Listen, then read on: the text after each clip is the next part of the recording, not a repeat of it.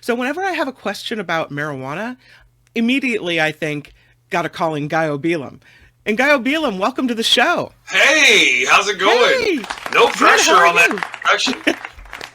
I would also like to say that anyone who wants to be president should automatically be disqualified. I've long been of the opinion that we should treat elected office like jury duty, and you should just get a letter, and then you have to Oh try to my get out of goodness. it. Like, I can't be a congressman, I have to work. That wouldn't be Do you, bad. What is it they say? The people who should be in these jobs are the people who don't want to be in these jobs. Like those would be the best people for the office, right? Nobody wants Yeah. that job. No. Yeah, yeah, a lot of people want it for the wrong reasons. I think, was it speaking of, Groucho Marx? Oh, go ahead. oh, I was just going to ask. Speaking of presidents, do you believe Bill Clinton when he said that he did not inhale? No, he did not exhale. No, I have it on good authority from a few people. I don't know if he still does, but definitely in the 90s. I'm still mad at him because we thought he was going to legalize or deschedule or reschedule weed Hmm. in the 90s, and he didn't. And we thought Obama was going to do it in 2008 or 2012, and he didn't do it. So, don't get me started. By the way, I introduced you guys together, Ngaio, Hal, and Ngaio. You guys are Hello. both comedians. You're both writers and had achieved success in that realm. You're both actors as well, so you have a lot of in common. Let's do a show together right here in the bar. My mom can make costumes. I love it. I love it. And also, I love your nickname, the Dank Diplomat. That's me. Shout out. The Dank Diplomat, the Chocolate Mountain of Joy at your service. Heck Yeah, yeah. yeah, So, all around the Ngaio, world. I saw this story that came out. It's kind of the ag report, the farm report All right. about Santa Barbara County. They released a report this week and it showed more than 9 million pounds of marijuana was grown in Santa Barbara County in 2023. It's worth more than $328 million. The total weight of cannabis production in Santa Barbara County up 45% from 2022. The only crop more prolific in Santa Barbara County is strawberries. So strawberries number one, marijuana number two. Strawberry cough is number two. We're having huge success growing marijuana in Santa Barbara County. But then you see that, and then you look around, and Hal brought up, what was the store that you were talking about? Oh, MedMen, Yeah. who, they advertise themselves as the Apple Store of weed, but it was a business model that other people were like, oh, we can be kind of a boutique, nice, and you see them all over the place now. And MedMen is hemorrhaging money, if not already bankrupt. They're not the only marijuana store or dispensary, less than right? $1 in the aggregate, and they have $50 million in debt. Listen, What's a lot of happening these, in Ngaio? it's a flawed business model from the outset. A lot of these cats showed up with more dollars and cents, and they sold everybody a bill of goods. Oh, we're going to be the Apple Store of cannabis. We're going to monopolize the industry, right? Because capitalism loves a monopoly, but they forget that weed hates monopolies. Weed loves to be decentralized. Cannabis loves a small batch. Cannabis loves everybody to make a living, but nobody has to be filthy rich. You can't control it. You can't control weed like that. And all the money they spend on these stores and all these things, now they got to charge $80 for an eighth of mid-grade. Nobody's going to buy that, especially with the taxes in California, right? Or in Nevada, or all these other places where they tried to monopolize and push everybody else out so they could be the sole controller. Of course they didn't make any money. All the cats who took that investor's money, you saw them driving around in giant fancy cars and throwing huge parties in Vegas and all these other things. So, I mean, what did you expect? I guess Makes sense. I Absolutely. expected there to be what they said would happen. I expected there to be big money in the California state coffers. In 2022, they said the tax revenue in California from marijuana was nearing $4 billion. I expected there to be more jobs because there were more dispensaries, more stores, more, so-called marijuana experts. We're getting into a whole lot of things. Okay, so there are still counties in California where you can't buy cannabis, right? It is still technically prohibited because when we passed Prop, not 215, but the other one, Prop 19, it gave counties and cities the ability to regulate or to still prohibit cannabis businesses. right? So like, I think Bakersfield may have finally come around. Fresno finally came around, but there are still a bunch of cities and a bunch of counties where you can't buy cannabis. So they're all missing out. And all the people who live there who have to drive to Contra Costa County or who have to drive to Sacramento, right? There's no dispensaries in West Sacramento, which, it's Yolo County. It doesn't make any sense, right? So a lot of people have not embraced this cannabis, and the taxes are very high. And you could still... Okay, so Oregon and Oklahoma made it very easy. It was damn near a free-for-all. It didn't cost $1 million to get a license. You could just go sign up for one and, let the devil take the hindmost.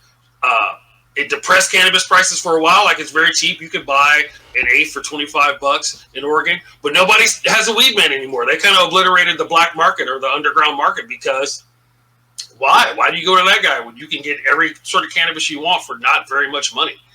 Look, man, you guys are fast. So, 56. Tony. Go, Tony, go. 56% of the counties in California still don't allow cannabis production. Wow. Right? So what do they expect? How do you expect to get all the money if you're not reaching out to all the people? How do you expect to get all the money if you are prohibition through overregulation? How do you expect to get any of the money if your taxes are crazy high and I can buy it cheaper at the street? They still throw sessions. You know what I mean? People still have cannabis farmers markets. Like, California has not embraced cannabis. California is trying to use cannabis. They haven't embraced it, right? We should have regulated farmers markets. We should have regulated hash tastings. It should be the wine industry. You should be able to go out to a cannabis farm and taste some of what they have to grow. You should be able to go to a microbrewery or a microweedery in your town where they grow it in-house and they have proprietary flavors like Pliny the Elder or, Jimmy the Stoner or whatever. These are the things we should be embracing. We should be treating it way more like wine and beer than we're treating it like tobacco or heroin or whatever it is. Mm-hmm. I'm on my little soapbox, dog. I told myself I was going to be calm and come in here today and relax. And you guys but I love your learned perspective on this stuff. Now, you had mentioned the moving it down, descheduling it from a class one. Mm-hmm. And so where are we in that process? Because I know it's been broached recently. And I said broach, not roach. But I personally do not expect the federal government to do anything until they do it. Because they, how many years has the Safe Banking Act been on they're going to pass cannabis laws that allow banks to accept money from cannabis businesses. Oh, they're going to do this so it's easier for states to legalize cannabis. Oh, they're going to do that. How many years? So you throw this on we're going to reschedule cannabis to Schedule 3. Okay. We'll wait. When? Okay, yeah. When are you going to do it? I mean, they've been talking about this for 6 months and nothing's happened. Governments move slow. Federal governments move even slower, right? So it's a nice thing to say, but until it happens, I'm not even tripping off of it. It shouldn't even be on a schedule. It should be next to your tomatoes and your strawberries should be supplying nice shade and cover for your cannabis roots. Yeah, there's a liquor aisle. There's a beer aisle. Should there be a weed aisle? I should be able to buy Moroccan hash at my dispensary the same way I can buy French wines at the BevMo. Yep. And Spanish hazes. Spanish grow. They grow the great hazes. When we looked at that map, of all the places where you can buy marijuana, and I'm not looking at the places where you can't, but just the places where you can. Mm-hmm. Is it simply that we're taxing it too much or regulating it too much? What is it that's preventing this industry from being successful? A lot of that. A lot of it is taxes, and a lot of it is overregulation. Like you said, just 56% of the counties in California don't allow you to have a cannabis business. Mm-hmm. So if you had a cannabis business back in the medical cannabis days, right, where it was relatively wide open, but you live in one of those counties, now you're ass out. What are you supposed to do? You going to stop with your cannabis business? No, you're just going to be underground. It's not like you can't get weed in any of these counties where they don't allow cannabis businesses. Right? They're just not allowing the state to get weed money or tax money because they're keeping it underground or they're keeping it in the legacy or traditional market, as people like to say. And the taxes are very high. They're not as high as Arizona taxes, and the weed is better in California than it is in Arizona. But the taxes are still kind of high, and it's just one of those things, man. People, goes to the broader theme of like analytics, and cats always wanting, instead of just making good money constantly, cats want to always make the most money all the time. And people get resentful. We see this with inflation. We see this with shrinkflation. We see this with analytics. We see this with surge pricing, right? Nobody just wants to make, hey man, how's it going? Oh, I make a living. No, I'm smashing the market. I'm capitalizing on this. I'm making everybody pay as much as possible constantly all the freaking time. Nobody's going to sit still for that. People are going to find alternatives. If we had a marijuana czar in California and you were in that position, how would you change this industry to make it a successful one? What's wrong that could be fixed and made right? Do you know how much of a fight that would be? You're fighting against 70 years, 80 years of propaganda since 1937 when they first made it illegal. Before then, it was in medicines and supplements and things like that. It's not that there's a small amount of people who are just going to hate cannabis no matter what. Right. They're just going to hate weed. They're just haters. You can show them all the scientific facts. You can show them all the studies. You can show them all the things that cannabis dispensaries are good for urban areas. They actually keep crime down because people are there, their security and whatnot. You can show them that legalizing cannabis does not, in fact, children use less cannabis in places where cannabis is legalized because it's regulated. The dope man's not going to ask you for your ID, but the cannabis club will, right? Mm-hmm. You can show them all these things and they still hate weed. That's just how it is. So the things you would have to do, you're just going to meet so much opposition, right? We should already have cannabis lounges. You should be able to pop down to the local to smoke a joint and watch the game, or smoke a joint and play trivia night. It should be the same thing. We talk about, what do they call it? A safe drug use play. I can't remember exactly what they call it. Drug safety zone, yeah. It's not really a drug safety zone. It's just like a spot where you can chill and do drugs, right? Yeah. Like a bar, like a coffee shop. Right. Yeah, there's a place in town here owned by Woody Harrelson, The Woods. That's a good spot. That's a great spot down in West Hollywood. Mm-hmm. Right? Mm-hmm. There needs to be more of that. San Francisco has a few. Sacramento still doesn't have any. Fresno doesn't have any. You know what I mean? We're talking about earlier and throughout, but it's very underground. You can ask me if you want to go. Go ahead. Oh, right on. Kim, I'll meet you there. Come on up, man. Let me know. Hell yeah. So we were talking earlier about the corporatization of marijuana with and just people wanting to monopolize it and being decentralized. I want to tertiary to that notion. People of color have been just prosecuted, and there's been throughout the decades, and there's been a barrier to entry, it seems, where it's so much easier for other people to get into the weed industry. And, they've been expunging some of these marijuana crimes, but I feel it's just a real slap in the face that people remain in jail for these crimes, whereas you have freaking John Boehner, the ex-Speaker of the House, on the board of a marijuana company, and all this stuff. Are we getting in in just making it a little more progressive and allowing the little guy and also people of color to flourish in this burgeoning industry? In some ways, we're getting better. California specifically, they effed it all up from the beginning because it was supposed to be that equity and small business owners were supposed to get first crack at it. But of course, money shows up and money starts lobbying. And then all of a sudden, it's $1 million to get a license. And our equity program isn't up yet. So all the people who have $1 million got to open their clubs. But all the people who were in the equity program who maybe don't have $1 million because they've been prosecuted and oppressed by an unjust drug war, now they're last in line. And so now by the time they get open, bro, it's almost too late. You know what I mean? Connecticut has made equity a priority in their legalization efforts. So hopefully we will see some changes. Some other states have done more. New York is really trying to make it a priority. Some other states, seeing what happened in California, seeing what happened in other states, are trying to really make it easier for small businesses and equity people and people affected by the war on drugs, and not just people who have money and see cannabis as a commodity. Right. Involved. And a follow-up to that, I'd love to get your opinion on one of the more successful people of color who came up in the world, the founder of Cookies, Burner. Yeah. I don't know much about that guy. I met him once. We never really hung out. I've never really chopped it up.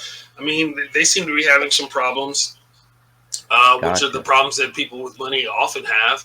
Is where's the money?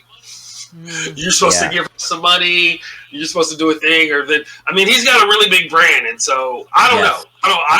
I mean, Cookies is cool. I guess there's a Cookies in Sacramento. I think I've been once or twice.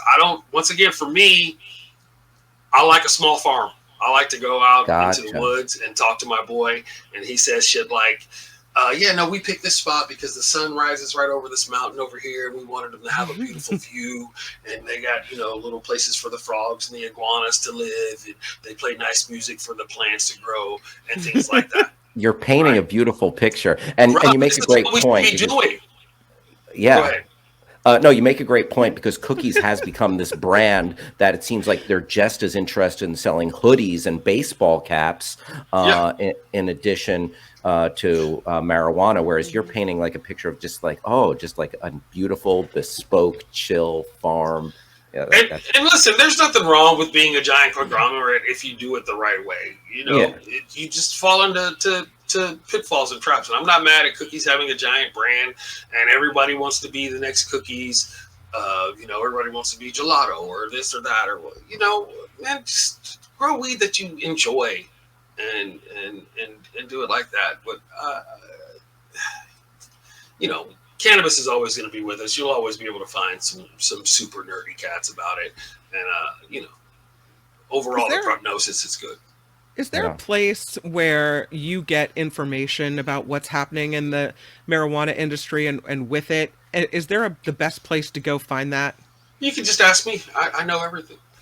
That's what I do. But I mean, people that don't have an Ngaio hotline, what do they do? I follow a lot of cats on Twitter. Tom Angell, Angell, is really good about it. The International Cannabis Business Conference website, if you go to internationalcbc.com, they have a lot of international. I work for those guys, by the way. I love them. I'm the MC for all the things. They have a lot of international cannabis information.